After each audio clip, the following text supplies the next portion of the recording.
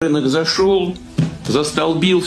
they entered our market, they staked out everything. After that, you couldn't push them out no matter what you did. There was simply no way. Now, in a fit of stupidity, they've banned their own companies from operating here. And what are we seeing now?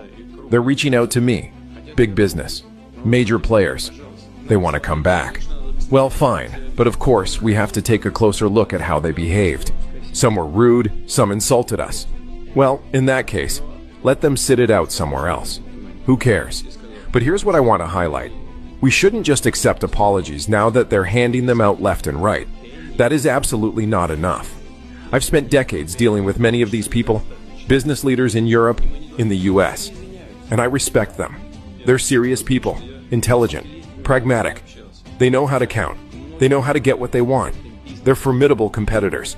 And sure, they'll say, "Oh, sorry," if it means getting back into our market. They'll say whatever it takes. Tomorrow even. Kiss you on the lips if needed. But that's not enough. We must evaluate everything through a pragmatic lens. Listen to me. If it's beneficial for us to let a company in, fine, let them in. But I'll put it in simple terms, in plain language.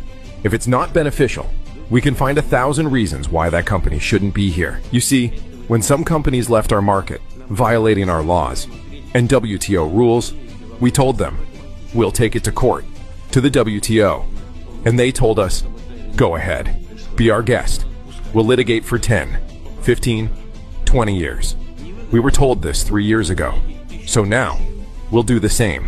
No economy in the world is entirely self-sufficient. That's true. But we must understand what self-sufficiency means in today's world. And here's another point. We won't be intimidated by the threat of new sanctions. Fear is not an option. If you start to panic, you've already lost. But we must understand what could happen.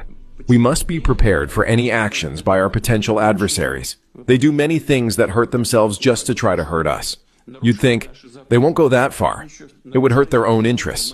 But they do it anyway. Idiots. Excuse my language. It's like buying a ticket and then not taking the train just to spite the conductor. What is that? So we must be aware of what they might do, especially the things they publicly threaten. And at a minimum, we must minimize the negative consequences for ourselves. And in this lies the answer to the question of what a self-sufficient economy really is. Can it exist or not? Everything is interconnected in today's world. That's obvious. But still, there are key elements that define the parameters of our economic independence and sovereignty, and we must be prepared for anything.